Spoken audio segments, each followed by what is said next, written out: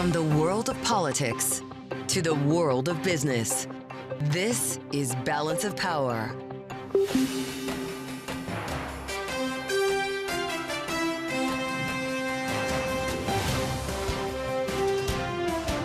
Live from Washington, D.C.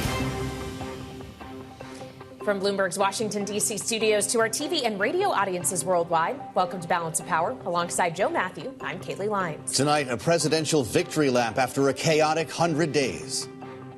We're going to a great state that we won very big, Michigan, and we're going to have an Air Force base that's not going to be closing. We're going to keep it open for the people of Michigan and for our country. Heading to suburban Detroit to tout his second-term record tonight, the president will have his first face-to-face with voters since a series of polls showed sinking approval ratings, looking to deliver a counter-narrative to the story being felt by millions of Americans. We're on the ground in Michigan ahead of Trump's remarks tonight in which he's expected to tout new executive action easing the impact of auto tariffs. This is GM today highlights the uncertainty over tariffs rattling U.S. corporations, the carmaker pulling its earnings guidance for the year and putting its $4 billion share buyback on hold as it seeks clarity on trade. Plus, another company caught in the trade crosshairs, the largest online retailer in the world, Amazon. This is a hostile and political act by Amazon. This is another reason why Americans should buy American. The reporting today that sent the White House into a fury with the tech giant, accusing Amazon of playing politics, and how the company is now reacting. And consumers feeling the tariff impact, too, with new numbers pointing to the lowest consumer confidence levels since the pandemic. We'll have more with KPMG Chief Economist Diane Swonk. All that plus the developments out of last night's Canadian elections, the legislative sprint on Capitol Hill, and more with our reporters covering it all. We've got Bloomberg's Tyler Kendall in Michigan, Mike Shepard here in D.C., and David Gura in Ottawa. But we begin with Tyler Kendall covering the president's remarks in Michigan. They're slated to begin just over 1 hour from now. And Tyler, 100 days into his second term, what is he going to say to those assembled? Yeah, hey, Kelly. So we're waiting for President Trump to take the stage. You can probably see it over my shoulder. It's already very loud here. We're in a suburb of Detroit, Macomb County, Michigan. We can't expect the economy to really be in focus here. I spoke to one county official who told me that this county is home to about 338 vehicle manufacturers that employ about 22,000 workers alone. And President Trump is hoping that he's coming with some welcome news from them when it comes to easing the impacts from his auto tariffs. He signed 2 executive orders in the air on his way over here to Michigan. The first executive order essentially prevents the so-called stacking of tariffs for automakers so that they wouldn't be hit with that 25% tariff on steel and aluminum as well as one example here. The second executive order gets a little in the weeds, but essentially it modifies how auto parts are tariffed by allowing companies that build and fully assemble their vehicles in the U.S. to apply for an offset of 3.75% on the total MSRP price of that vehicle over the next year. And this administration is really hoping that this can help spur some of those reshoring efforts. But we should be clear that these automakers still face some very high tariffs, including that 25% on fully assembled foreign autos. That is still in place. And we know that there have been concerns from the private sector when it comes to moving these highly integrated supply chains because it takes so long. And there's been so much uncertainty about whether or not these tariff plans will stick. But Joe and Kaylee, I can tell you I was on a press call earlier today with some senior commerce officials who said it really was their talks with the private sector that ultimately helped to spur them to make these changes going forward, since we know that these automakers have really been cautioning that consumers could see higher prices on their vehicles as soon as next month.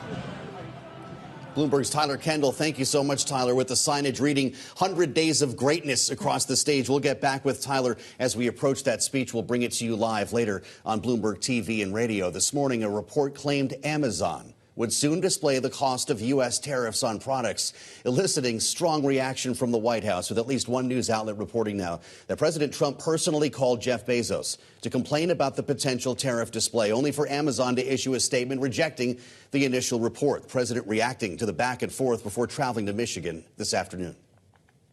Jeff Bezos was very nice. He was terrific. He solved the problem very quickly, and he did the right thing, and he's a good guy. The president confirming reports they spoke, and we bring now Bloomberg's Mike Shepard into the conversation. Mike, this is a pretty remarkable example, and with rapid response, the White House changing the tune of a major U.S. corporation. And the administration very much wants the U.S. to think that it had a role in changing the policy at this company. It's the signature e-retailer out there.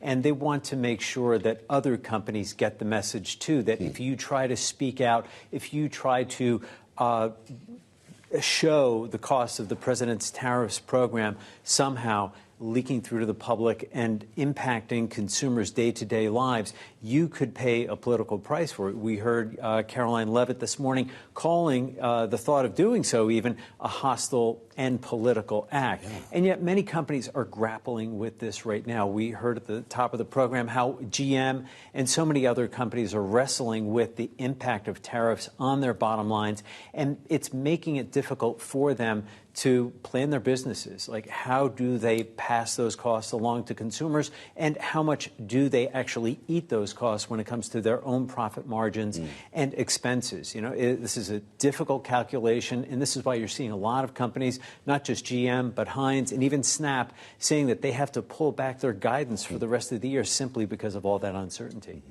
All right, Bloomberg's Mike Shepard, thank you so much for joining us. Now, Canadian Prime Minister Mark Carney took a victory lap today after his party won yesterday's election, actually the fourth straight victory for the Liberal Party and for Carney by extension. Of course, part of it because of the country's response to U.S. President Trump's trade war. This is what Carney had to say about the status of his country's relationship with the United States. Our old relationship with the United States, a relationship based on steadily increasing integration, is over. The system of open global trade anchored by the United States, a system that Canada has relied on since the Second World War, a system that, while not perfect, has helped deliver prosperity for a country for decades, is over. Joining us now live from Ottawa is Bloomberg's David Gura with more. So, David, I would say the hard part is now behind Mark Carney, having secured this victory, and yet he's signaling there's still a lot of hard work ahead. How do we expect him to handle it? Yeah, you heard him acknowledging the historical import of this moment with some sorrow, the fact that that relationship has now been, as he sees it, irrevocably changed. And Mark Carney, the Prime Minister, is looking to other alliances around the world to take the place of the one that has been such a long-standing economic and security relationship between the U.S. And Canada. Mike Shepard mentioning a moment ago that President Trump was on the phone with Jeff Bezos. We know now he was on the phone with the Prime Minister as well, talking to Mark Carney. We know that because the Prime Minister's office released a readout saying that they talked by phone today. The leaders agreed on the importance of Canada and the United States working together as independent sovereign nations for their mutual betterment. We don't have a readout from the White House, but that's from the Prime Minister's office here in Canada. Of course, these were the two big issues during the course of this campaign as it was kind of reframed by Mark Carney when he became the Liberal leader just a few weeks ago. One, focusing on, yes, the threats that President Trump has made when it comes to tariffs, the trade war that he initiated. The other having to do with threats on the sovereignty of this country. I look at that statement once more. It says the two leaders agreed to meet in person in the near future, and this will be a huge test here for the Prime Minister. On the course of the campaign, he said he planned to go to the White House, present his case to President Trump. Sovereignty was not something that was negotiable by any means. He never thought that President Trump was joking when he would talk about Canada becoming the 51st state. The way that he presented himself to the electorate here was somebody who is an experienced technocrat who ran the Bank of Canada, the Bank of England, brought that to bear and would bring that to bear in these conversations going forward, and really leaned into the fact that he would present a strong front when meeting with the president in Washington, D.C. So we'll have to see when that takes place. But as you point out, Kayleigh, rightly, he has a lot of domestic issues to take care of as well. Yes, a huge and ambitious legislative agenda with a lot of fiscal spending he hopes to get through.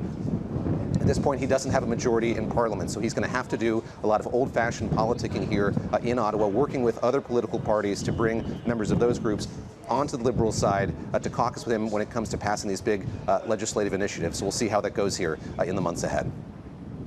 David, thank you so much. Bloomberg's David Gura. It's been great having you in Ottawa this week. Back in Washington, President Trump has now signed an executive order easing the impact of his auto tariffs just hours before he hits the stage in Michigan with a live view on Bloomberg TV and on YouTube. We'll bring you those remarks later in the program and discuss the order with John Bozzella, President and CEO of the Alliance for Automotive Innovation, next on Balance of Power on Bloomberg TV and radio.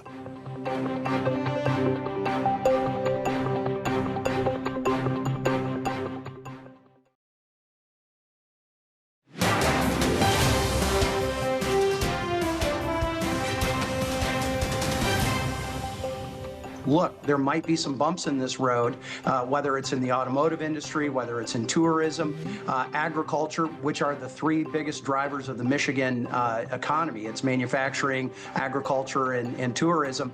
We're going to get to the end of this tunnel, and I think it's going to be optimistic. Republican Congressman Bill Huizenga of Michigan talking with us yesterday on Balance of Power on the impact tariffs are having on his home state. Today, of course, President Trump will be there, marking his 100th day in office with a trip to Michigan, right after signing an executive action offering some relief to the auto industry. To that end, we bring in John Bozzella, President CEO of the Alliance for Automotive Innovation. It's great to have you back, sir, at the table here. As the president gets to the Detroit suburbs, we've got you here in the nation's capital. The story is relief. We won't see the stacking, the White House says, of multiple tariffs on automakers. There still will be some, though. Put this in context for us and what it means for the big three. Yeah, it's a great question, and it's good to be back. So I think relief is the right word, right? And I think you'll see many companies will get some level of relief. And it comes really in this way.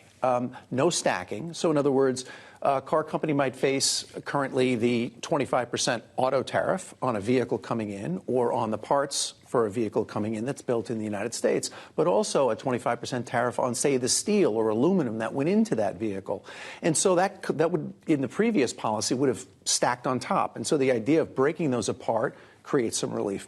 I think the other thing that creates some relief is the opportunity for companies to get some credit for vehicles built in the United States, right? And then effectively to use that credit to manage the parts that are coming in to the United States or vehicles that are coming into the United States. So why is this? It makes sense, right? Because you can't change these supply chains and manufacturing facilities overnight. Well, and that's the messaging we're getting from the administration, is this is essentially allowing the automakers time to do the onshoring that they promised. But what realistic timeline are we talking about here, John? Yeah, so I think there were two important messages that we heard today, at least that I heard today. One was that, right? Let's give the industry some runway, some time to make the transition. But I think the other message that was really important, and we heard this from Secretary of Treasury today, was the idea that the auto industry in the United States is critical to our economic and our national security. And so we want a cutting-edge auto industry in the United States. And so that's important. Okay, so timing. It is a massive undertaking, right? There might be facilities in certain parts of the country that have some excess capacity, and so that could take maybe a year or so to fill some of that vacant capacity. It takes more than that, maybe a couple of the years, 3 years maybe, to build a whole new facility. So I think the runway, the pathway, the relief to take that time is really important. What we heard today from GM concerned a lot of people. They have no visibility. They're actually pulling back a massive $4 billion stock buyback. These are the real implications of the tariff policies we're talking about. Are these announcements reversible? Let's say the tariffs went away tomorrow. Does Mary Barra put the buyback back in place and issue a forecast? Yeah, of course. That's a great question for General Motors. Look, this is the biggest challenge, is the uncertainty, right? We've got a lot of policy in flux. Even on the tariffs, we talked about the idea of relief, but there isn't complete visibility. Right. We still don't really know the extent to which we're going to see parts tariffs. We don't really know how long these policies will be in place and how bilateral negotiations will take place between the United States and its trading partners. That uncertainty is a challenge for the industry, and an industry that has the lead times that we have. That's it exactly. Well, and that's just trying to navigate what the executive branch is doing. There's a question about the efforts of Congress as well, as we're expecting a vote in the House tomorrow to repeal the EV mandates in states like California and 11 others, too. I know you support that effort. What will the impact be if this is successful? Yes, it's a great question. You know, we talked about destacking. Yeah. This is stacking.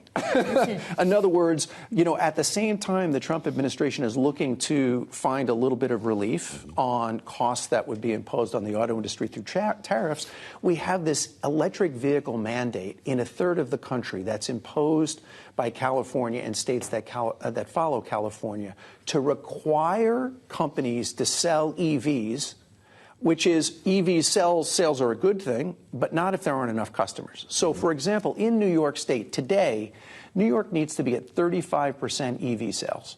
So does California. In New York, the sales rate's about 10%. And so companies would have to do very challenging things in order to try and qualify for that mandate or make that work. What Congress is doing is they are looking at this regulation, this permission that the EPA gives to California and the other states to follow this, and they're considering whether that permission slip, that regulation is acceptable to Congress. That's the vote that's tomorrow. A vote for this resolution of disapproval would eliminate this very onerous, unachievable rule. What it would not eliminate is California's ability to do another rule that might be a little bit more flexible, a little bit more achievable, which is not a bad thing.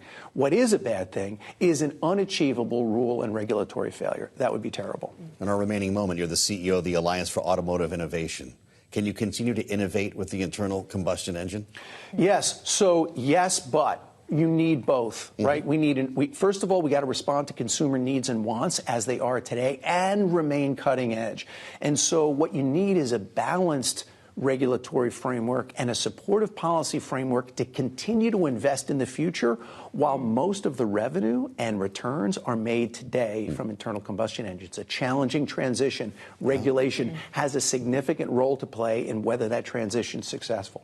All right, John Bozzella, good to see you, President and CEO of the Alliance for Automotive Innovation. Thank you so much. Republicans are working against a new 4th of July deadline set by the Treasury Secretary to get a massive tax and spending package through Congress. We'll get the latest with Sarah Chamberlain, President and CEO of the Republican Main Street Partnership, next on Balance of Power on Bloomberg TV and Radio.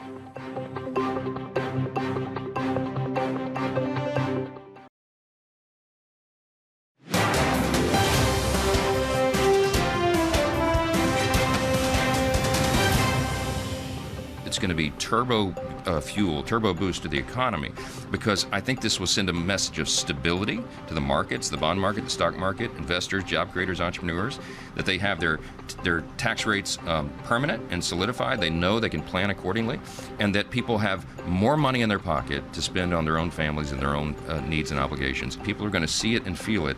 And by the way, they're going to feel it before the midterm election in 2026.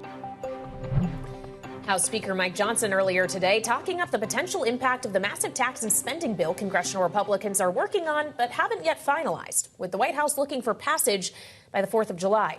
And it's those tax cuts that are sure to be highlighted by the president tonight as he prepares to take the stage in Michigan, marking his 100th day in office. And joining us now for more is Sarah Chamberlain, President and CEO of the Republican Main Street Partnership. So the president, at least the Treasury Secretary indicates, wants to see this done by the 4th of July. What has to happen this week and in the weeks to come for Congress to be able to meet that deadline? So it's going to be a very long 2 weeks here. First of all, obviously Ways and Means. They're going to have to move the package out. They are going to do tax extenders, trying to make them permanent with the Trump taxes. And then the big one is going to be Energy and Commerce Committee. That has to deal with Medicare, Medicaid, and Social Security. So they're going to be in there. They're working. They are not going to be cutting the programs. I mean, really, people are not going to be losing services, but they are trying to find the money in waste and fraud and making sure illegals are not getting Medicare or Medicaid. So that's going to be the committee to watch, really. You had a room full of your members last evening. All the lawmakers are back in town, so you're fresh off of these conversations. Was that the commitment in the room when it came to Medicaid cuts? It's not going to happen in this reconciliation. They're very concerned. They can't have it happen. I mean, a lot of the members of the Republican Main Street Partnership are the ones that are the majority makers. They live in the swing districts.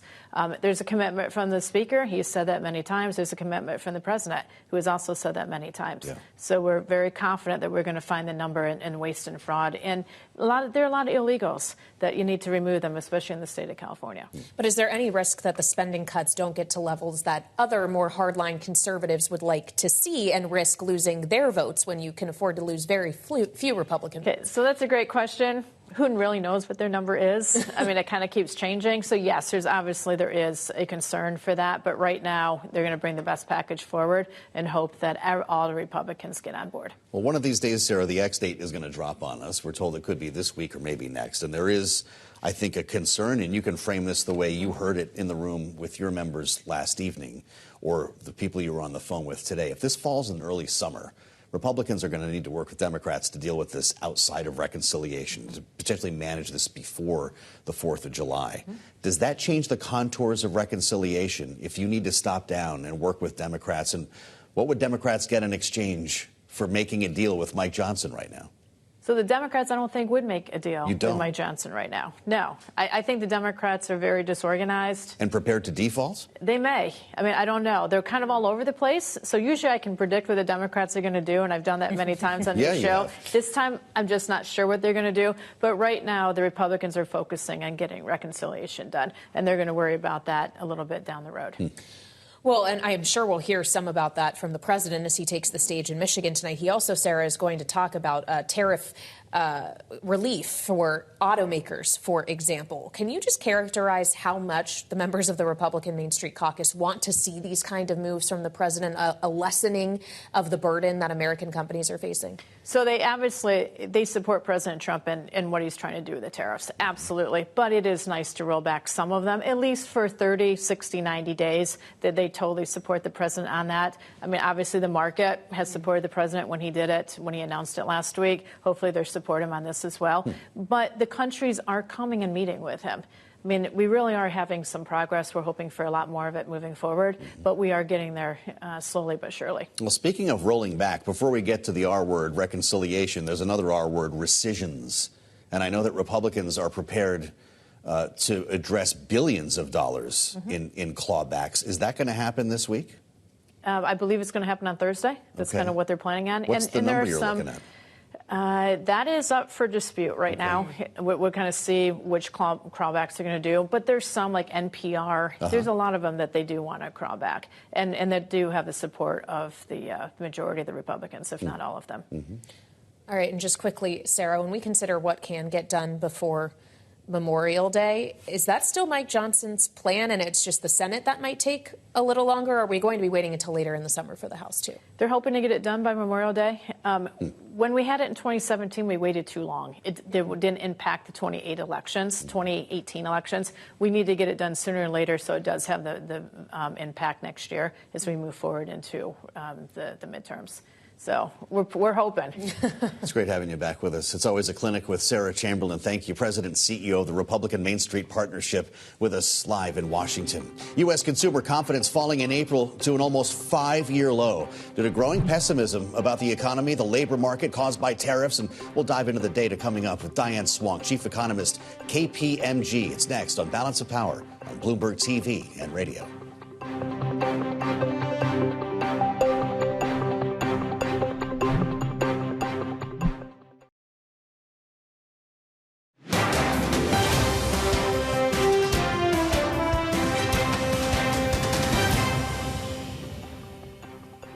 This is Balance of Power on Bloomberg TV and radio. Alongside Kaylee Lyons, I'm Joe Matthew with a live view on Bloomberg TV and on YouTube of the Macomb Community College, Warren, Michigan, the stage set for President Trump. Big sign behind the stage, the Golden Age. It reads he will be speaking, at least by the schedule, about 30 minutes from right now. The president marking his first 100 days in office with a return to the Rust Belt, the state of Michigan, Detroit suburbs. We'll be talking more about auto tariffs as we make our way through things here. Wall Street traders, meantime, cautiously adding fuel to the stock rebound, betting that corporate America will weather slowing economic growth, the whole tariff story, and all that despite a lower reading on consumer confidence. Let's get into it a little bit more from world headquarters in New York and Bloomberg's Romaine Bostick. Romaine? Yeah, I mean, when you look at the performance of this market, Joe, this year, really over the last 100 days, you can draw a straight line from the rhetoric coming out of Washington and what we're seeing on Wall Street.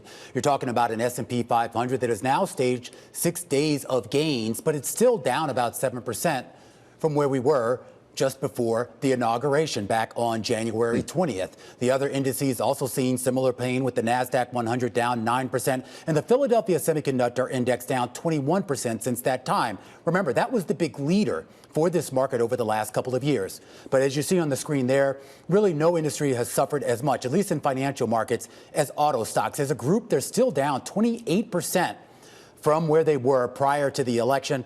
Prior to the inauguration. But I should point out, this could have been worse. And you kind of have to break it up, Joe. There's sort of a line of what happened when stocks dropped going from January 20th to the beginning of April. That was down about 30%. And then you had Liberation Day on April 2nd.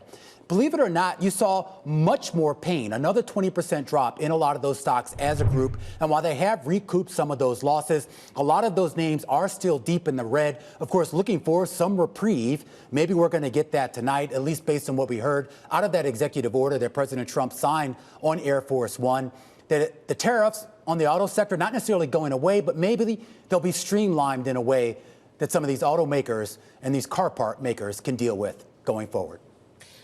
Well, and then there's a question of if other companies will get some carve-outs for themselves as well, like, say, for example, consumer electronics, keeping in mind we have yet to hear from some of those Mag 7 companies this week, Romaine, but their earnings are coming.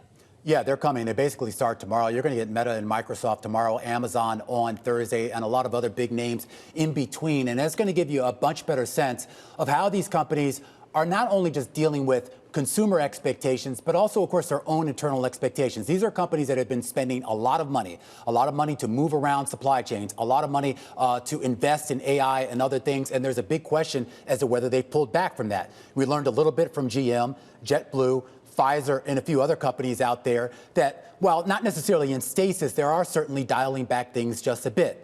The big question is, when you get to the Apples, the Amazons, the Microsofts, NVIDIAs of the world, these are the companies that have led our markets for the last couple of years and to a certain extent, Kayleigh, have led our economy.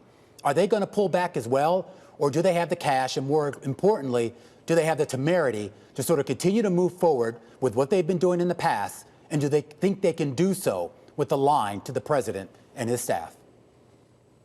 All right, Bloomberg's Romaine Bostick, thank you so much. And we'll be checking back with Romaine just shy of half an hour from now when futures open.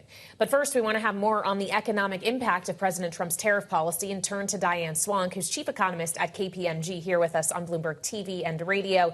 Diane, obviously, we got some data in hand today, some soft data in the form of consumer confidence, the worst we've seen since the spring of 2020. Then you also had trade data that suggests that import front-loading purchasing of goods in advance of tariffs hitting was severe and could have implications for GDP tomorrow. Which metric concerns you the most?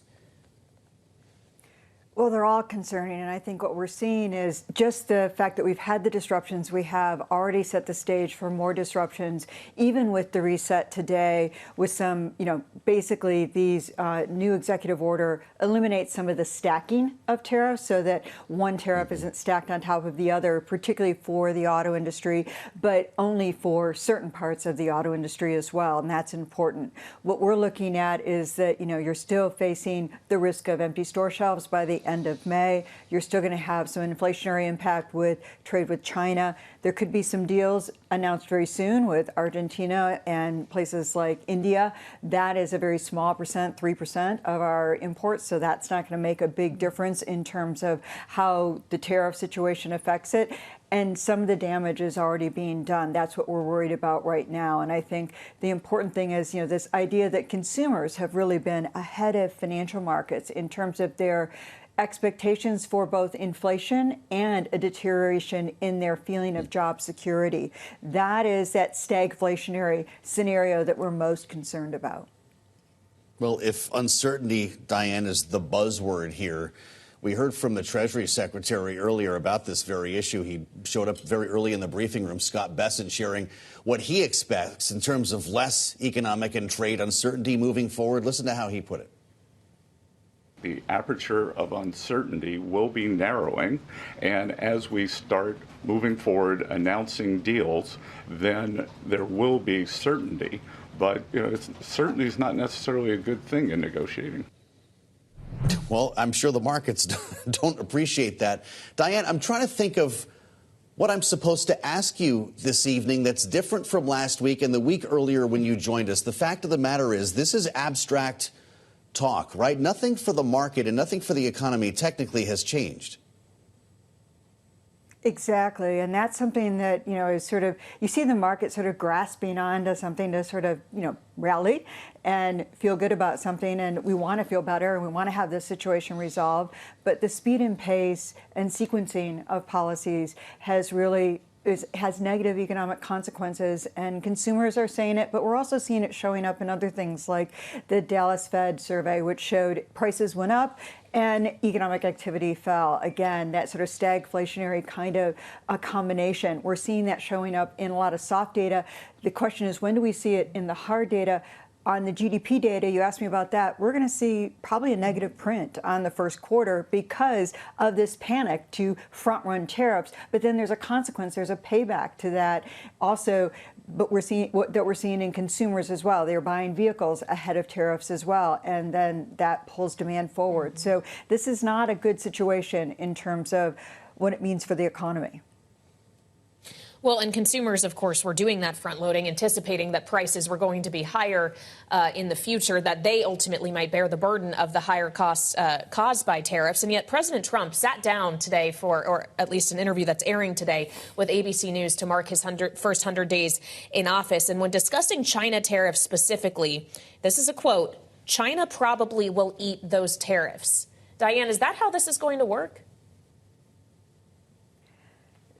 We already know what's happening. It's starting to show up in prices. It's happening. It's showing up in costs. That is, it'd be nice to say another country is going to pay the tariffs. They are going to pay a price. They're losing production. There's no question that they pay a price as well. But the actual cost, the burden of having empty store shelves is going to be on our side of it, because we literally can't even, these tariffs are so prohibitive, we can't even bring them in. And that begs the question of, do you want these tariffs to decouple? Do you want to de-escalate and use them for revenue raisers, or are they a negotiating tactic? All of those things together sort of lead to the law of unintended consequences. New reading on GDP tomorrow, Diane. Will it show contraction? I think it will. We're adding up with negative 0.4%. That's sort of, flat line, but actually in the red by a little bit. And trade alone could shave 2.93% off of growth. But even the consumer, we're looking for a consumer that slows from a 4.2% pace in the fourth quarter, which was stunning, and a really bang up end of the year, a very strong December coming into this year with heat. And we're looking at 1.4% growth in consumer spending, even with the surge in vehicle sales that we saw in the last week of March. So that's not exactly a spectacular economy. Well, and that's the data we get Wednesday. Fast forward to Friday in a non-farm payrolls report, Diane. What are you expecting to see? What would constitute as a concerning number for this labor market? Well, we're expecting around 130,000 in terms of the payroll numbers. It could actually be weaker than that. What we don't know is how much of the hiring freezes that we're hearing about, because that in and of itself can be a negative for the payroll report, because if you're not hiring up when you usually do. We think the bulk of the hiring freezes really show up in May, and the layoffs, we expect red ink by May or June in the employment number, but this is still going to be a very difficult number in terms of, we think the average earnings numbers are going to be up only 0.2%, up 3.8% from a year ago, the same that we saw last month. It's still not in the negative, but there is a risk that it's very weak. Great to have you back, Diane. Diane Swank, Chief Economist, KPMG. We thank you as always. We're rounding out President Trump's first 100 days in office. He's set to take the stage in Michigan. Tonight, we'll discuss how his administration is marking the milestone as we assemble our political panel next on Balance of Power on Bloomberg TV and radio.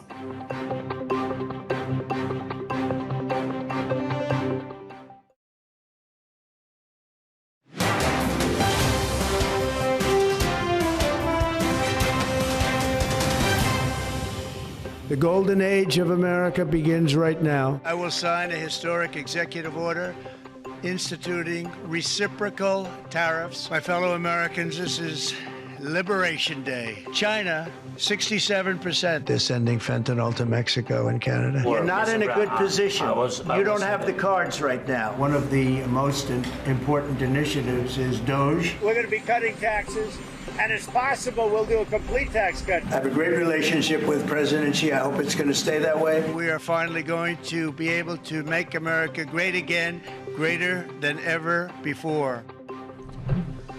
We'll look back at President Trump's first 100 days of his second term as the president prepares for a big rally tonight in Michigan for what the administration is billing as an achievement speech. Joining us now with their analysis as we look ahead, this evening's panel, Bloomberg Politics contributor Jeannie Shanzano, political science professor at Iona University, our Democratic analyst, alongside Republican strategist Lester Munson, co-head of international practice at BGR Group. Lester, it's great to have you. Jeannie, it's great to have you as well. As we look forward to this rally, we're going to bring it to our viewers and listeners live.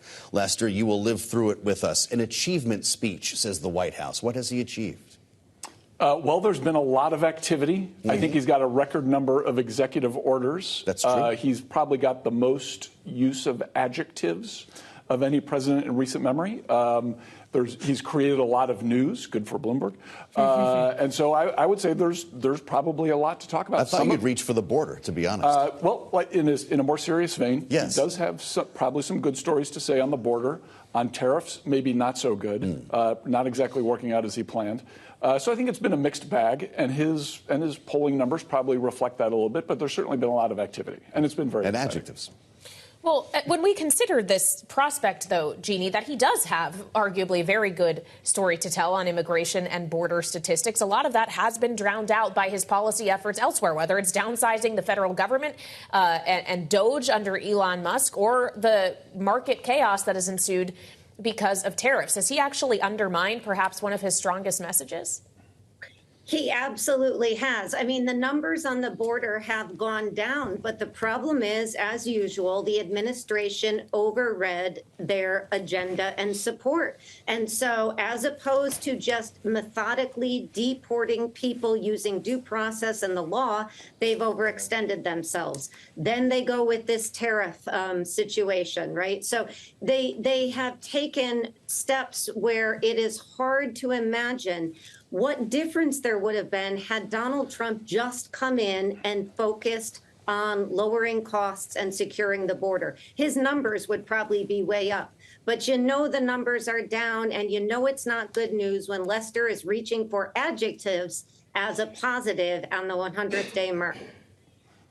What do you make, Lester, of grasping the 100 days as a point of communication in this White House? They've sort of seized on this in a way that you and I are the ones, Kayleigh and Jeannie, talking about this from our side of the glass, if you will. Is this going to be a new right for every administration to seize on the first 100 days and actually call to be judged, which was really what they're doing? Well, I saw Governor Pritzker of Illinois make some very political statements in the last day or two, and I think he's trying to do a similar thing and kind of capture some of the energy that Trump has and say what you want about the results. And some of them, on tariffs, really not good. Other things have worked out. He has been an active president, and that is a big contrast to his predecessor.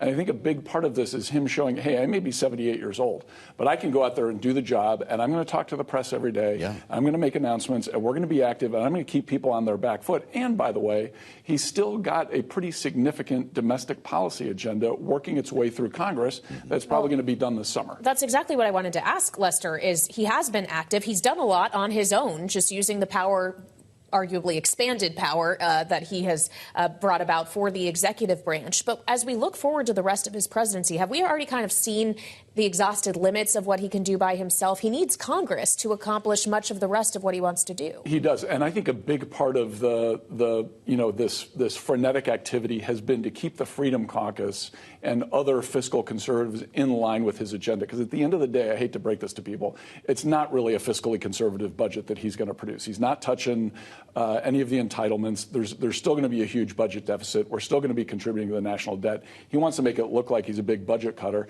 And DOGE does that for him, and it keeps the Republican Party united and supporting his agenda, which he's going to need through the summer. Once that's done, I think there's going to be a little more flexibility in the system. Jeannie, should Democrats be doing more here? If the White House is dropping a marker on 100 days, they've got everybody watching this. There'll be roadblock coverage of this rally tonight. Where's the official Democratic response? Why not the party treat this like a State of the Union? You know, when they are going out there and celebrating, as Donald Trump said today, his greatest accomplishment is the economy, and yet you look at poll after poll, he is underwater. 6 out of 10 Americans telling CNN that they are afraid of the future of the economy, that they disapprove of what he's done. Democrats don't have anything to say and should not. They should let him do this because they are voicing their concern, which is why Donald Trump went out yesterday and said that the pollsters should be investigated. He is sort of doing something that we accused Joe Biden of. I certainly did last year, which is trying to tell people they don't really feel the way they feel. Mr. President, people are very nervous about what you've done to the economy in a short 100 days. So Democrats have nothing to do with that except to merely sit back and hope that when the next election comes, they can pick up enough seats to stop the bleeding that is going on. Mm-hmm. Well, Jeannie, when we consider, though, that Democrats, while Donald Trump isn't going to have to stand for re-election again, at least we don't think he intends to. Arguably, the polls don't matter to him very much for that reason. They may matter more to others within his party looking at elections in 2026, elections that Democrats also will be competing in. So do they risk missing a moment here to recenter the messaging as they try to, or they want to be able to wrest some control back in the midterms? You know, I think Democrats are going out. Lester just mentioned Pritzker was out this weekend, but I don't think they should be counter-programming things like this rally tonight. I think it is enough for Democrats to sit and just wait and see what the Congress is able to do here, because I am not confident they're going to be able to pull together the constituents they need to pass this reconciliation bill without touching entitlements. And that is going to be a big problem for Republicans. So, yes, the Democrats have problems of their own, but they pale in comparison to a president within 100 days who has managed to take a fairly robust economy and make the world incredibly nervous about the future, and have a newly elected Canadian prime minister saying they are looking elsewhere, to have Europe saying they're not going to look to the United States for security, and to have 6 out of 10 Americans say they're frightened for the economic future. So Democrats didn't do that. Donald Trump did, and Democrats have to wait to get power back before they try to work on their own economic agenda. Well, Jeannie and Lester, you survived the whole campaign with us. We've heard a lot of speeches. We've done a lot of rallies together. We survived Milwaukee and Chicago, followed by the first 100 days. So, Lester, which Trump do we get tonight? Is it the weave? Are we back on the campaign trail, or does he make some real news?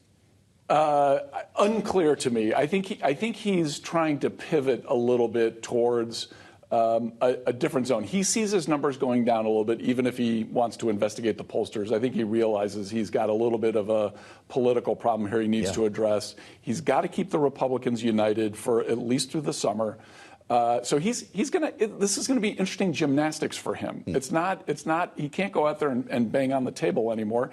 That act seems to have passed. So he's going to, maybe this is his flex. This is his pivot towards maybe a more mainstream, a more sustainable message for the next 3.5 years. Jeannie, if you had to take the over-under on this speech running over an hour, would you? I'm sorry to say, Kayleigh, I would. I think he will go. You know, one thing about Trump, and Lester mentioned this earlier, he loves to talk. He loves to be with people. He loves to talk to reporters left, right, and center. He loves a big rally. This is his first big rally in a swing state since he got elected. So I think he's going to want to get out there and try to sell this. But I think the problem for him is the difference between what he is saying and what those fancy posters they're going to hold up are saying, and the reality that people are feeling about what he has done in the last 100 days. And so he's going to have to try to weave and pivot a lot to string those together. But I think he will try. All right, Jeannie Shanzano and Lester Munson, thank you both. They'll be back with us later on this evening, as again, we could be in it for the long haul here. Our extended edition of Balance of Power on Bloomberg TV and radio continues as we walk up to President Trump's rally in Michigan.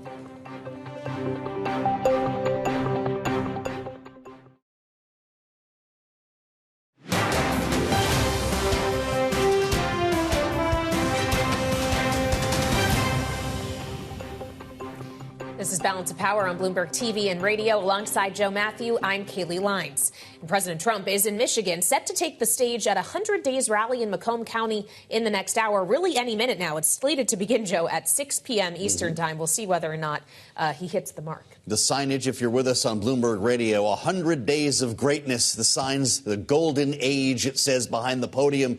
And we've got a pretty good crowd there, Kaylee. The pool reports from the room actually put the venue capacity at 4,000.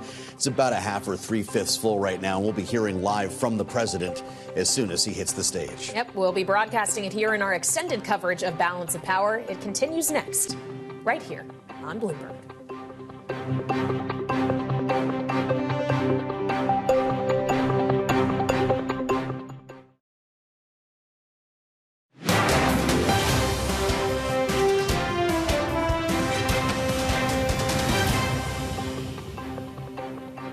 Welcome to this extended edition of Balance of Power on Bloomberg TV and radio. Alongside Joe Matthew, I'm Kaylee Lines, live in Washington with our eyes on Warren, Michigan, where the stage is set for President Trump to hold a rally marking his 100th day in office. The president just entering the room, where we understand as many as 4,000 are capable of gathering, with signs flanking the stage heralding the, quote, golden age that can be seen as the president will look this evening to counter a growing narrative of anxiety among investors and consumers alike. A remarkable moment here, 100 days in. We'll be covering the event with special extended coverage, as Kaylee mentioned here, as the president takes the stage and news develops across several fronts. We want to bring you in the room right now as the president makes his way toward the podium. Bloomberg's Tyler Kendall joins us live on the ground in Michigan. Tyler?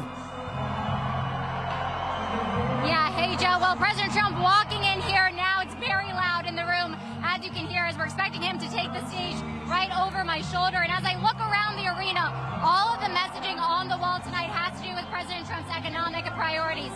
Buy American, hire American, invest in America. It appears clear he wants to tout his economic policies, but perhaps also defend them amid what has been a flurry of polling in recent weeks showing that American consumers are growing increasingly wary, particularly when it comes to his tariff plans. Or take, for example, consumer sentiment numbers sliding and long-term inflation expectations rising last week. Now, the administration, for its part, really contends that this is all about long-term growth, particularly when it comes to reshoring manufacturing. That very likely will be a welcome sentiment to this crowd here in Macomb County, Michigan, just outside of Detroit, considered to really be a hub of auto production. A county official tells me they're home to 338 vehicle manufacturers, and it's really no surprise why he chose this venue tonight, coming in tangent with an executive order he signed that looks to sort of ease some of the tariff impacts on automakers. One example is that we won't see the so-called stacking of tariffs for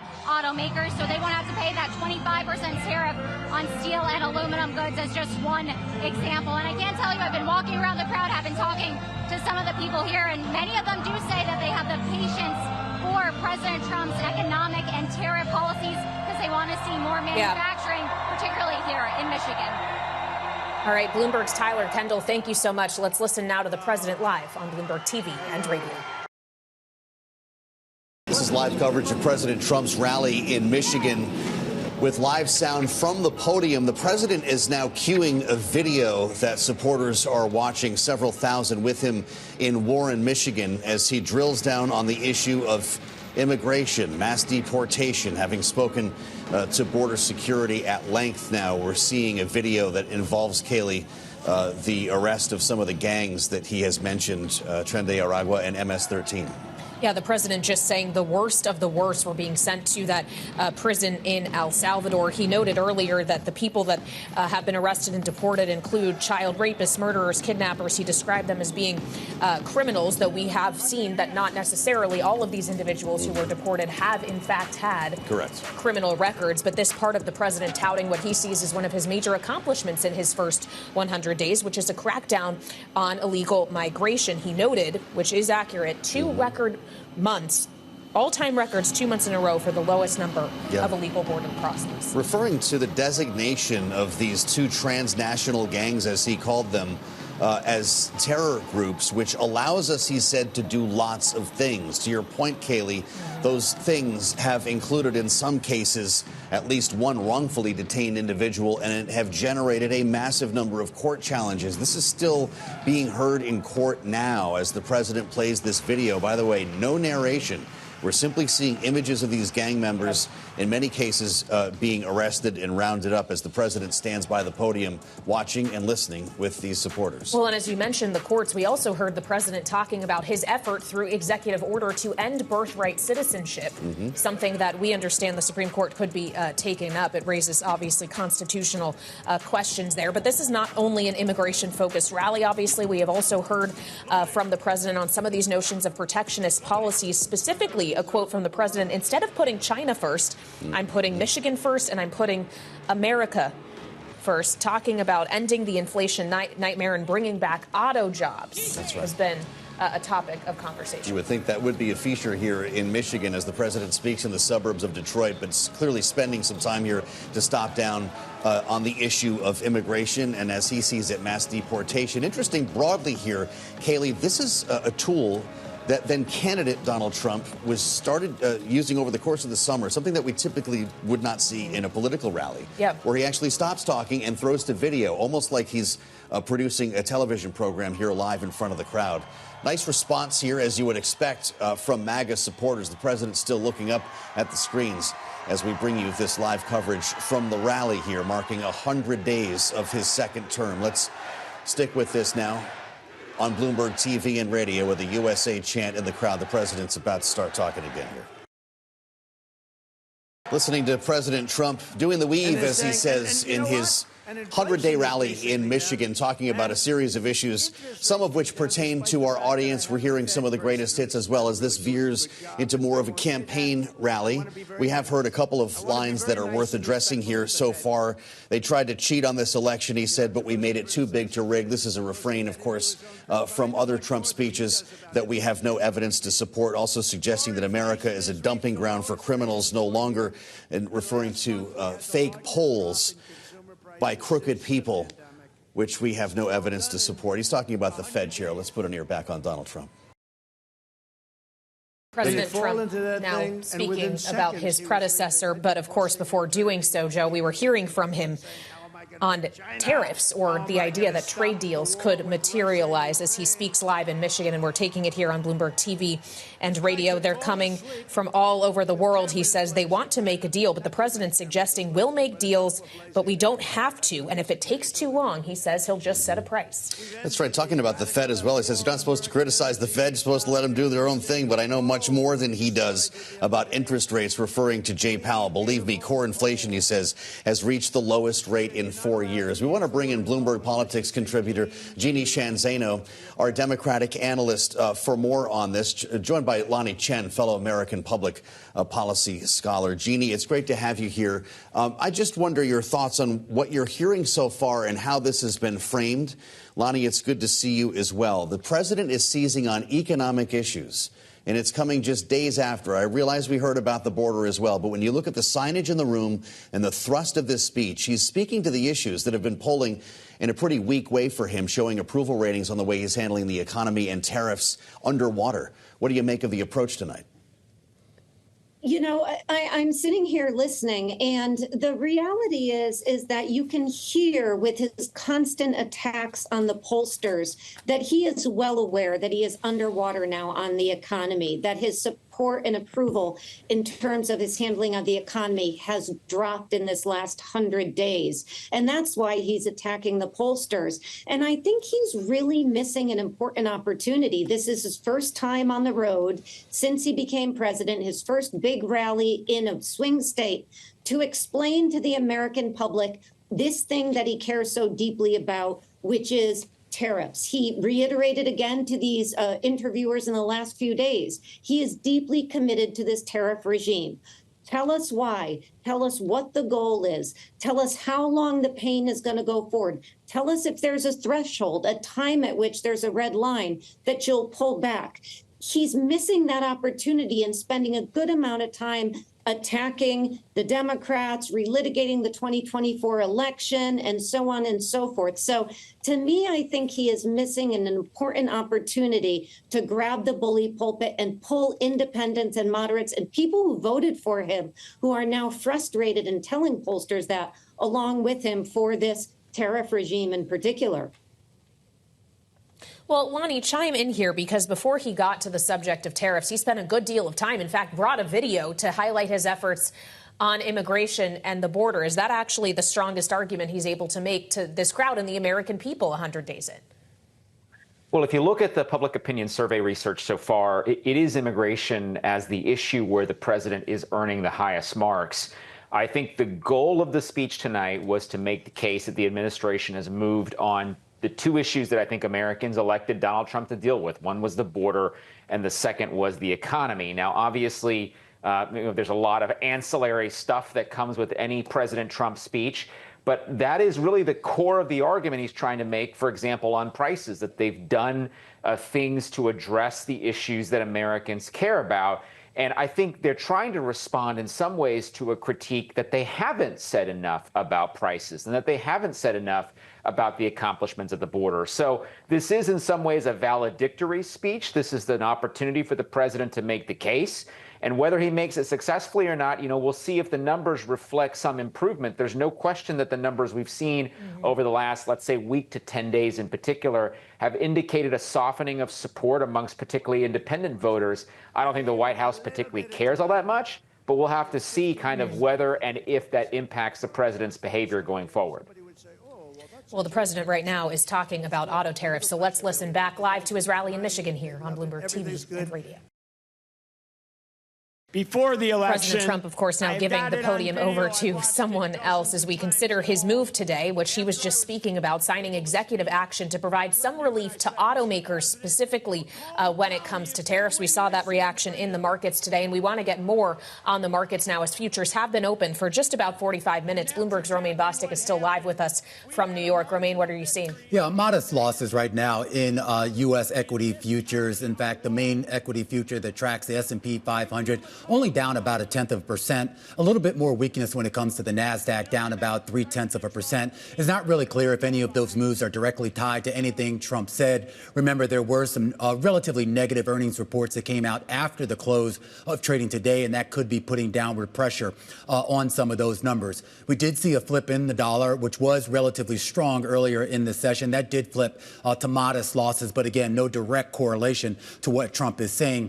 I do just want to address a few things that he did say on stage there about economic conditions, because the market, to a large extent, is kind of waiting to see more hard data on those economic conditions. And we do start to get them tomorrow, Kaylee. A GDP report scheduled to be released at 8:30 a.m. Washington time that economists, at least those surveyed by Bloomberg, expect to actually show contraction. That means that the economy was in decline, at least for one quarter. We're also expected to get a non-farm payrolls report, jobs numbers on this Friday that is also expected to show a decline from the previous month here. So when we start to talk about what the market is focused on, the rhetoric that you're hearing there on stage, it may certainly fire up the base. It may certainly get voters out to the polls. But when it comes to those folks in this market, in the equity market, in the fixed income market and the FX market, it still comes down to fundamentals. The fundamentals of corporate America and the fundamentals of the economy. And we're going to learn a lot about that over the next few days and weeks. As we at last get some hard data here, Romaine, you wonder if the market continues to trade on every word that comes from President Trump's mouth. The first 100 days, I think we can argue Donald Trump was the market. Is the next 100 days the same? I think so. I mean, Bloomberg has interviewed several people, Bob Elliott, who used to work at Bridgewater, several other folks, prominent folks in the Wall Street community. And really, the message was kind of consistent, Joe. It was the idea that right now, this is a market that is being driven more by policy and specifically policy proposals, if you will. And that will drive the market. The only time that we're going to get stability, if you believe what they have to say, is when we start to see more concrete policy proposals turn into actual concrete policy actions. And again, when I talk policy, I'm not necessarily talking about immigration and some of the other things that Trump is talking about today, but more of those economic policies. That's what the market wants to see. They want to see tax cuts. They want to see a budget bill passed. They want to see more attention on deregulation and some of the pro-business things that a lot of folks on Wall Street embrace President, at least candidate Trump, when he was on the trail over the last couple of years. But of course, over these first 100 days, he's been much more focused on other things that, at least for right now, seem to be working against this market. All right, Romaine Bostick with his eyes on futures this evening. Any reaction that we get from this speech, we thank you, Romaine, at World Headquarters in New York. Back with us, Bloomberg Politics contributor Jeannie Shanzano. Jeannie, there's a real question here about where we're going in the next 100 days. As we're just hearing from Romaine, this was a market that was jostled and beaten down on many days of the start of this administration, to the point where people were asking if Donald Trump cared about the stock market anymore. He was just talking about the Fed. He said, you're supposed to let him do his own thing, referring to Jay Powell, but I know much more than he does about interest rates. Does that approach soothe the market as we look into the second quarter? No, that kind of language is not going to soothe the market. And this is typical Donald Trump. The reality is, and we heard him step back from the criticisms of Powell the other day, but he seems to be stepping a little in the other direction as he does today. That's problematic for the market, and it's problematic for Donald Trump. The fact is, the next 100 days, the focus is going to be, number one, on what he does about this tariff regime, and number two, what happens in Congress. Because so far, what the president has pursued is the most troubling and difficult part of his economic agenda, which is these tariffs, these taxes. If he isn't able to get Congress to approve the other part of his plan, which is much more to the liking of many people, deregulation, making sure to extend the 2017 tax cuts, maybe cutting the deficit, whatever they can get through reconciliation if it passes. If he doesn't get to those goodies, he's going to have a real problem on his hands, as will the American public and the market. So I think that's the next 100 days. And that's why, to me, this seems like a real miss. It may be attractive to the base to go out there and talk about, Joe Biden, Kamala Harris, but that's very much about the past and what's happened in 2024. People are worried about what's happening now, and that is what Donald Trump is responsible for leading and explaining. So he's really got to grab the bully pulpit and do his job as president and tell us what he's going to do going forward to address the concerns that people have about what he's done in the last 100 days. Well, the president seemed to be just trying to make it clear that he is hearing the concerns of automakers, which is why he said he's providing them a little bit of flexibility with the executive order he just signed, a suggestion that automakers would be slaughtered if production were not onshored. But that's not all we'd heard pertaining to the auto space or the purchase of cars, Lonnie. And this goes back to the point Jeannie was just making about needing Congress for a lot of the rest of his agenda. One of the first things he said on stage in Michigan was this notion of deducting on your taxes interest paid on auto loans. As he continues on this subject, we're going to dip back in here on Bloomberg TV and radio and listen to the president. Michigan GOP Chair Jim Runstead. President Donald Trump live here on Bloomberg TV and radio with a rally in Michigan marking 100 days in office as he shouts out some members of his administration and others representing the state of Michigan or intending to here. We want to turn back to our political panel. Bloomberg Politics contributor Jeannie Shanzano is with us alongside Republican strategist Lonnie Chen, fellow of American Public Policy Studies at the Hoover Institution. Lonnie, before we got to the shout outs, the president was just talking about what he said is billions and billions of dollars in investment coming in from companies like Apple, TSMC, NVIDIA, Amazon. Some of that money, as we know, had been previously announced, but he's using it as evidence that he is achieving his aim here to bring more money into the United States to onshore American manufacturing, as he talks about that through the lens of tariffs on China as well. To what extent is that resonating in places like Michigan, which could be impacted by tariffs, but also potentially could see the benefit of job growth at some point, depending on how long it takes that capacity to come online? I think it's part of the story that President Trump's been trying to tell all along, which is about the number of companies who have made investments back in the U.S. since he took office. This has been something that's been a great point of pride for him in the administration. If you talk to senior administration officials, they will oftentimes point back to some of these significant announcements. Now, how much it ends up impacting the U.S. economy, the degree to which it will fundamentally change, for example, supply chains, the resourcing of some jobs, we'll have to see. I think the whole rationale for tariffs the administration has been sort of all over the place in terms of their explanations here. I do think it's going to be important for them to get a little more focused in the argument as the tariffs begin to kick in, as they look at potentially escalating tariffs on countries they don't finish trade deals with by the time we get to July, which is the administration's self-imposed deadline. So all of these factors are going to work together. But I do think that obviously the president takes great pride in some of these job announcements, and it's something we've heard him talk about repeatedly. Obviously something that he hopes to use to his political benefit and the benefit of Republicans as we move toward the 2026 midterms. Jeannie, he's got Stephen Miller up on the stage now as we kind of enter the variety show aspect of the Trump rally. It's really striking here, 100 days in, having won the election, making no attempt to broaden the base, to appeal to moderates or Democrats, God forbid, at this stage of the cycle. When Stephen Miller is still coming up for a victory lap, what does it tell you about the policy that we have yet to hear proposed from this White House? It's in keeping with Donald Trump.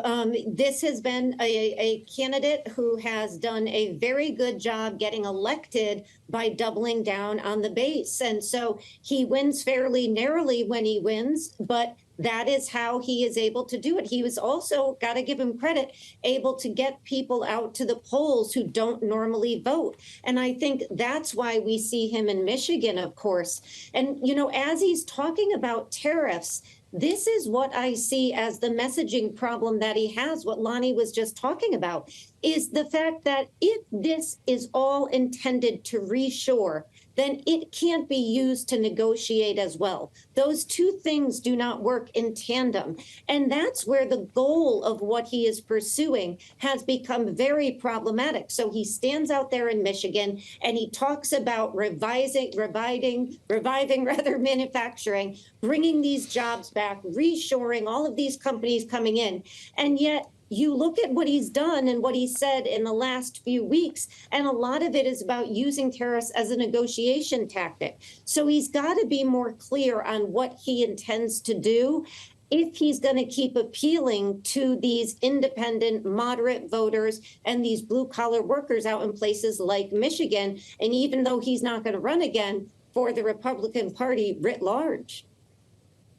Jeannie Shanzano, Lonnie Chen with us, helping to unpack what we've heard already this evening from the president, marking 100 days at the big rally in Michigan, as we now add the voice from Sydney, Australia, Bloomberg's Haidi Loon. Haidi, it's great to see you. Thanks for being part of our coverage here. Are Asian markets paying attention to this, or is it more of the same tonight when it comes to trade specifically? Oh, there is fatigue, no doubt about it. And I think that's really sort of a global sentiment, right? But it's interesting, as we head into this 100 days, we've now seen Asia-Pacific stocks pretty much reversing all of the losses that we've seen since that Rose Garden tariff announcement initially. But of course, there is this underscored sense of fragility when it comes to sentiment. A lot of the positivity has been kind of driven by, or maybe some of the aggressive rhetoric is being tampered down a bit. Maybe we are seeing green shoots that are independent of the pressure coming from the US in China, particularly when it comes to it being obviously a big week for China earnings and big China tech as well. But there's no doubt that President Trump in these first 100 days has absolutely upended expectations, be it you talk about markets or investors or policymakers, government leaders and business leaders, or even just regular consumers here in Asia, even from those that, expected that he would do what he had promised he'd do on the campaign trail, right? Starting from these hefty punitive tariffs on some of America's staunchest allies and biggest trading partners, the likes of Southeast Asia, the likes of Japan, South Korea, even here in Australia, where there are no reverse tariffs that are being put in place from Australia onto the US, but still being subject to that 10%. So what's also been quite interesting is that we've seen a lot of these Asian nations on the front foot and leading the way, setting the pace when it comes to these negotiations with the Trump administration. Whether or not we see kind of fully formed, fully baked bilateral trade deals is one question. A lot of the sort of compromise being made seems to be, on sector-specific or even item-specific deals. But we are seeing, as Scott Besson said, progress when it comes to some of these trading negotiations. We could see some deals being announced with South Korea, potentially with Japan, the trade negotiator heading to DC for a second visit in the coming days. It's also interesting that a lot of these nations, including including here in Australia and in Singapore just this coming weekend, are headed to elections as well. And while the sort of issue of how the elected leaders will next stand up to President Trump and the administration hasn't loomed quite as large as what we've seen as almost a referendum issue in the Canadian election, it is still something that has been weighing on the broader campaigns being run by most major parties that we've seen in this part of the world. And in fact, we saw a recent poll here in Australia showing that Australians' trust in the US, obviously a staunch traditional ally, falling to the lowest in more than 20 years. So only 36% of those respondents in that Lowy Institute poll actually now see the US as a reliable partner. So, you know, when you're a country that is being wedged between choosing between its traditional ally in the US and choosing between its biggest trading partner in China, there's a lot of questions and sort of, you know, almost an existential crisis being thrown up in terms of what these hard choices will be. And of course, so much of what happens will depend on whether we see a détente between Washington and Beijing. And it's quite interesting seeing some of the bravado that we hear from the likes of the Treasury Secretary saying that, you know, the ball is in Beijing's court. They will need to take the first step to de-escalate, because we've seen no signs really from Beijing that they're willing or even wanting or needing to do so at this point. And in fact, we've been looking at this really interesting kind of revival of a series of speeches that Mao Zedong actually wrote and gave in the 1930s. And this was in the context of the what they called the war of aggression against the Japanese at the time, talking about this idea of settling in for a protracted people's war. So really sort of revolutionary language. That's now being revived by state media within China. So it kind of is quite fascinating, because I think it speaks to the galvanization of that, you know, element of national pride, and perhaps how willing Beijing is at this point to really dig in, particularly as we see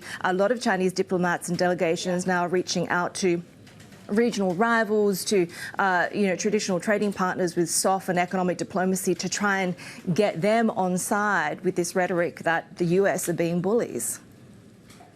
All right, Bloomberg's Haidi Loon, thank you so much for joining us. We want to go back now to President Trump live in Michigan here on Bloomberg TV and radio as he discusses Elon Musk and the Doge. Listening to President Trump 100 days into his second term. He's live in Warren, Michigan, with an extended rally and campaign-style speech that we're bringing you live here on Bloomberg as we reassembled our political panel. Bloomberg politics contributor Jeannie Shanzano is here alongside Republican strategist Lanhee Chen, fellow of American Public Policy Studies at the Hoover Institution. There might be a question about diminishing returns here, Lanhee, but he's on a roll, and we've certainly seen speeches like this before, remembering the longest ever acceptance speech at a major political convention. This is to the tried and true. Who is Donald Trump speaking to right now? Who is the audience for this address beyond the MAGA base? Well, look, we've seen about 9 years of this. This is the same Donald Trump that we saw since he came down that golden escalator at Trump Tower in 2016. I think the reality of a lot of these speeches, Joe, is that the way that most Americans are consuming this content now, they're looking at sort of chopped up portions of this. So, you know, the number of Americans, aside from those who are there in Michigan tonight, viewing the thing in its totality is probably pretty limited. And I think the reality is that the president here was looking to emphasize his progress, or the progress he's perceived he's made on the economy, on immigration, on tariffs, and on some other issues that he cares about. And so I think that this kind of a speech is very typical of what we've seen from President Trump. But in terms of the content and how Americans will consume and look at most of this, my sense is that there are little snippets, and I think you've picked out a few in the coverage already tonight, that people will pay attention to, and that those will be the things that will drive news in the next couple days. Well, when we consider, Jeannie, that he greeted this audience in part talking about how much he loved Michigan, was happy to have won Michigan in the last cycle, in addition to all of the other swing states, given what we have seen with his approval rating, with polling around his handling of the economy, which he has contended is fake this evening as he's spoken, would he be in a position to win Michigan and if an election were held tomorrow? And what does that mean for other candidates who will have to run in Michigan next year, looking at a vacant Senate seat, battleground House elections as well? What might that signal?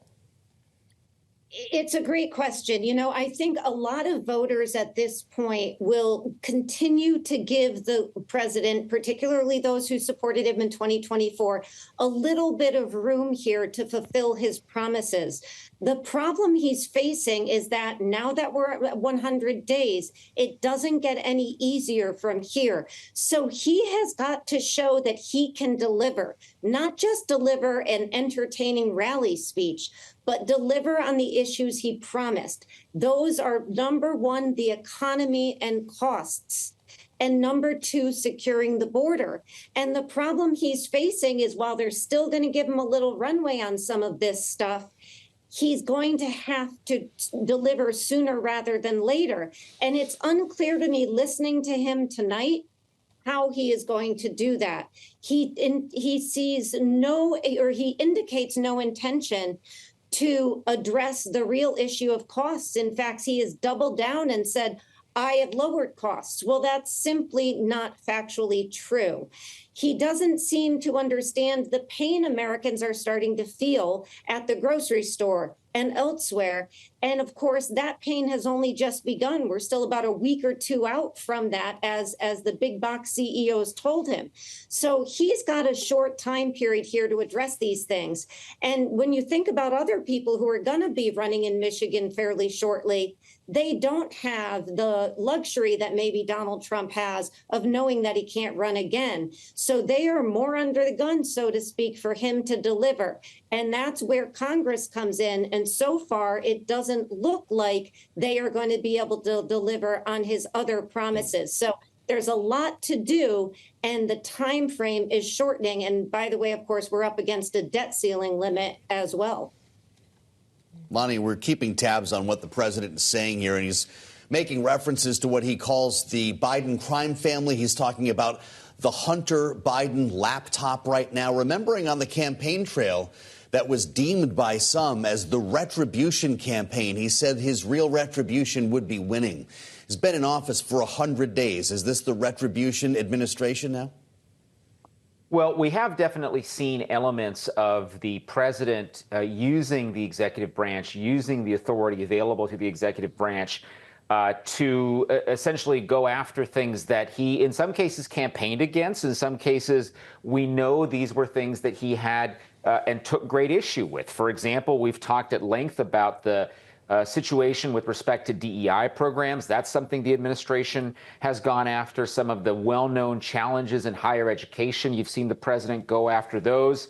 The Department of Justice has, in many cases, been oriented toward dealing with issues that the president has expressed concern about before. So I think that some of this, if you look at the president's campaign in 2024 and you listen to the sorts of things that he was focused on, his administration, whether it's the executive actions or how the various executive agencies have behaved, or even DOGE and the actions that DOGE has taken to reduce the size of government, these are all things that were fully predictable if you watch Donald Trump during his campaign and you listen carefully to the kinds of things that he said he was going to do as president. So I think the reason why, frankly, the American people have reacted the way they've reacted, which is I think most Americans frankly have the same view of Donald Trump as they did before the election. I think for independents, that's really where the shift has been. But the reality is, for most Americans, this is exactly what they expected. This is exactly what they thought was going to happen. And I don't think it surprises a lot of people to see the things this administration has done. Well, and done with, as Lonnie just mentioned, Jeannie, use of executive power that arguably we haven't seen precedent for in at least modern American political history. And on that note, I do want to return on that executive power question to something President Trump said much earlier in this speech, which was a suggestion, and this is his quotes, that judges are trying to take away presidential power. He went on to say that nothing would stop his mission to keep America safe. Again, he seemed, Jeannie, to be alluding specifically to the rulings from some courts and his efforts around deportations of those he alleges are criminals. But what does that signal to you, as he also said that he hopes the Supreme Court will save this on judges, about the way in which he intends to approach the courts, how he already has in these first 100 days? Yeah, to your point, Kayleigh, he already has. I mean, this is a DOJ under Donald Trump that has gone out and taken action. They arrested the judge in Wisconsin the other day, and they have really made it clear that they want to send a message to other judges. That's why the FBI director and the attorney general are tweeting and going on interviews showing how they arrested her for her actions and trying to send a message that they will continue to do that. And one of the things we heard Donald Trump say in the Atlantic interview was that he wants to support the Supreme Court, but we don't know if he'll do that if the Supreme Court rules against him. Mm-hmm. All right, Jeannie Shanzano and Lonnie Chen, stand by as we bring you back to Warren, Michigan. President Trump addressing the reconciliation process underway now in Washington. This is live on Bloomberg. President Donald Trump speaking for nearly a full hour and a half, being closed out here by YMCA playing at his rally in Warren, Michigan, as he marks 100 days in his second term in office. We just heard most of it live here on Bloomberg TV and radio. The president covering a lot of ground on where we have gone in 100 days and where he intends to go next, including at the very end of the speech, a conversation, Joe, about the budget reconciliation package he would like to see passed through Congress. Some important notes on Medicaid specifically. He vowed no cuts to Medicare and Social Security, said Medicaid will be defended for those in need, even suggested House Republicans are working to invest more into Medicaid. It's a massive question, though, as they need to find trillions of dollars literally in spending cuts. This on the eve of legislative markups to that very end, Kayleigh, with lawmakers who've been tasked with writing this legislation. 100 days of greatness as President Trump build this speech, a speech of achievements, according to the White House. We should note, as Donald Trump, if you're with us on the radio, still dancing on stage to YMCA, making his way off the stage into a sea of supporters here, speaking in Warren, Michigan, 13 miles north of downtown Detroit. Of course, autos and auto tariffs, a major focus this evening as the president proposes relief to automakers in that they will not be stacking tariffs against the big three. Why don't we bring you in the room right now, on the ground in Warren, Michigan, and in the hall at the community college in Macomb County is Bloomberg's Tyler Kendall. Tyler, the energy in the room cannot be understated here. This is a very happy crowd as Donald Trump makes his way to the next 100 days. Yeah, hey, Joe, I think it's fair to say that his message was really positively received by the crowd here in Michigan, and really did his so-called signature weave. It really did feel like a campaign rally. He himself even saying that he missed the campaign trail, and he started in on immigration, really leaning into an issue where he has relatively strong support on before getting into the economy. And I'll tell you some of the headlines that he gave us there, including saying that if automakers do not onshore their production quickly, they will be, quote, slaughtered. Of course, we're here in Macomb County, Michigan. This is considered to be an automaker hub. When it comes to President Trump, as you mentioned, assigned some potential relief for automakers here when it comes to lessening the burden of tariffs on automakers, including preventing the stacking of levies for automakers, including that 25% tariff on steel and aluminum. He also really spoke about how this really does need to be a bid to boost domestic production, not just when it comes to the private sector, but he also spoke about those trading partners, saying that everybody ultimately wants to come and negotiate with the U.S., but if he doesn't like a deal, that he'll just separate himself and walk away from negotiations. He added that he's putting America first over China first. That was particularly interesting framing here, particularly as Bloomberg News reports that Xi Jinping is currently experiencing a wave of nationalist support as the U.S. says that China needs to take the first step here to de-escalate any trade tensions, even with the Treasury Secretary earlier this week saying that there is an escalation ladder that the U.S. will use if it needs to get Beijing to the negotiating table. And then I'll also just add a couple of other headlines that we got, including when it came to President Trump's comments on the Fed chair, Jerome Powell. He criticized him even though he said that he knows that he shouldn't be and that he understands that the Fed is independent, but that ultimately he thinks he could make better decisions when it comes to interest rates.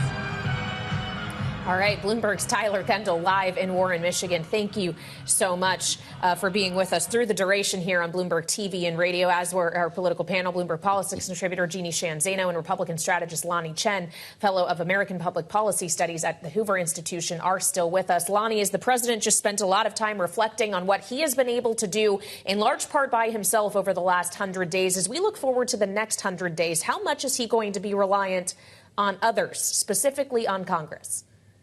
Well, the attention certainly will shift there as we talk about the big tax debate, the big debate over budget reconciliation, which encompasses all these issues that we've talked about, whether it's tax reform, the potential changes to Medicaid. These are all things that are going to have to be arbitrated by Congress. The president, not that he'll be a bystander, but ultimately it is going to be up to Speaker Mike Johnson, to Senate Majority Leader John Thune, to work out potential differences between the chambers and to get something to the president to sign. So the president's going to keep cranking, as it were, on executive action. You're going to continue to see activity on trade deals, on tariffs, et cetera. But with respect to the big policy discussions that we're talking about, the locus of attention is going to begin to shift slowly to the Congress as we approach the summer months. Jeannie, it was 1985 that the famed pollster Stan Greenberg went to Macomb County, Michigan, where Donald Trump just delivered that speech, and he coined the term Reagan Democrats. He later talked about Biden Republicans. Is there such a thing in Warren, Michigan, in Macomb County tonight, called a Trump Democrat? You know, I think we saw some of those in 2024, but the question now is going to be, can he keep them? And in particular, that's why he's there, to speak to those auto workers who are the one big group supportive of what he has done with tariffs and continue to be a backbone of his support. But he's going to have to keep them by delivering. And that's why he is warning automakers, reshore or you will be slaughtered, as Tyler was just telling us.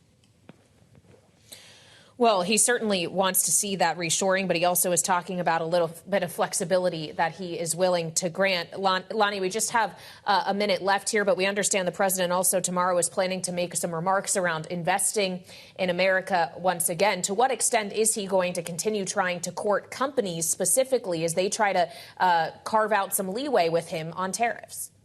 Oh, I think you're going to see a lot of that activity continue. Obviously, very important to the president to be able to continue to spout these examples, right? When we talk about individual companies investing or reinvesting in America, we heard many examples articulated tonight. This is something the White House would love to continue to be able to do. So I expect the president to be fully engaged with private industry, not just in the United States, but around the world in terms of their efforts to bring investment and, most importantly, jobs to the United States. Jeannie Sheehan Zaino and Lonnie Chen, thank you so much for the analysis on this 100th day speech from President Trump. 89 minutes in length. We brought it to you, of course, here live on Bloomberg TV and radio. Learned a bit tonight, Kaylee, but we also heard a lot of the greatest hits. And there are still, when we start our day tomorrow, going to be massive questions about the trade policy from this White House, massive questions about the future of Trump tax cuts and reconciliation. Yes, as Lonnie was just discussing, we have to keep an eye on Congress as well as we assess the president's policy making and those policies yet to come. And tomorrow, we will examine the impact of the president's major decisions over the last 100 days on markets and the economy in a special edition of Balance of Power. So join us then at 5 p.m. Eastern Time.